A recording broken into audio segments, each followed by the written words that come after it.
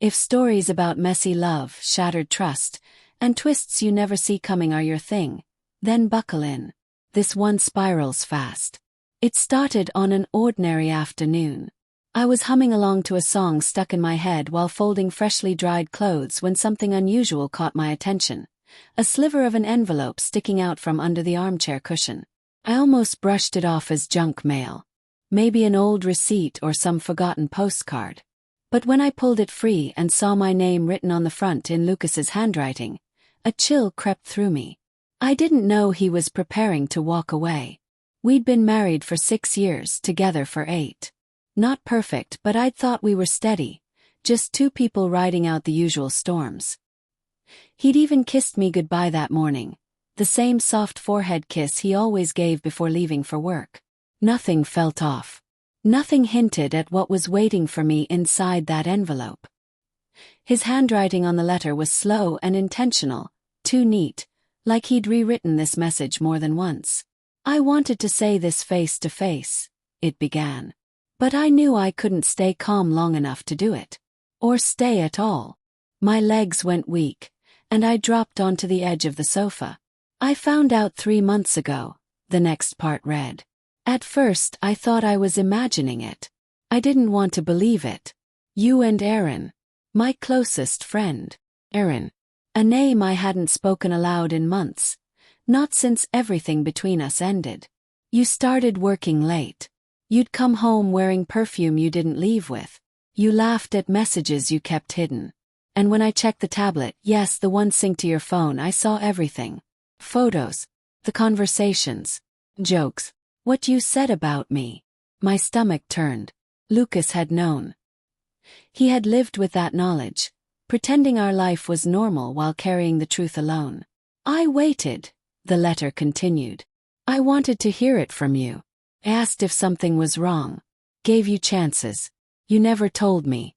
You weren't sorry, you just hoped it would fade." I pressed my palms into my eyes. The whole mess had started stupidly, carelessly. One night while Lucas was away at a conference, Aaron and I had drunk more than we should have. One mistake became 2, then several more. Eventually I ended it, blocked him, cut contact entirely.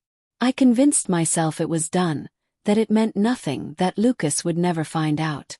That acting normal would somehow erase the truth. But Lucas had been watching the pieces fall into place the whole time.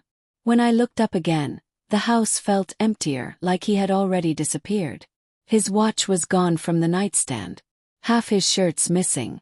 His toothbrush no longer in the bathroom cup. The letter wasn't to explain. It was to say goodbye. At the bottom of the last page was one final sentence. "I loved you more than anyone ever could.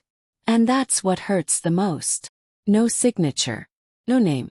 The rest of the day passed in a haze. My calls went straight to voicemail. My texts were read but ignored.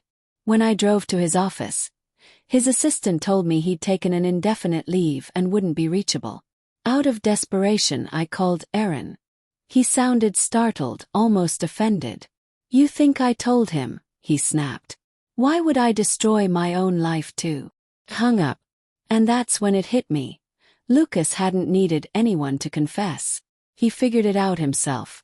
Watched me lie with a straight face. And instead of yelling, instead of confronting, instead of falling apart, he simply walked out. No shouting match. No dramatic scene. Silence, that was his judgment. It's been months since then. No messages, no sightings, nothing. Just the letter. His family hasn't spoken to me. Most of our friends took his side. I sold the house. Every room felt too heavy with guilt and memories. I haven't seen Aaron since that one call, and I don't want to. He's a reminder of what I destroyed with one reckless decision. Sometimes at night I stare at the door, imagining it opening. Imagining Lucas stepping inside saying it was all a test, that he wanted to see if I'd chase him, that maybe we could fix the damage. But that fantasy will never come true. He gave me the chance to be honest. And I chose lies. Chose fear. Chose betrayal. Now all that remains is the silence he left behind, echoing through every empty day that follows.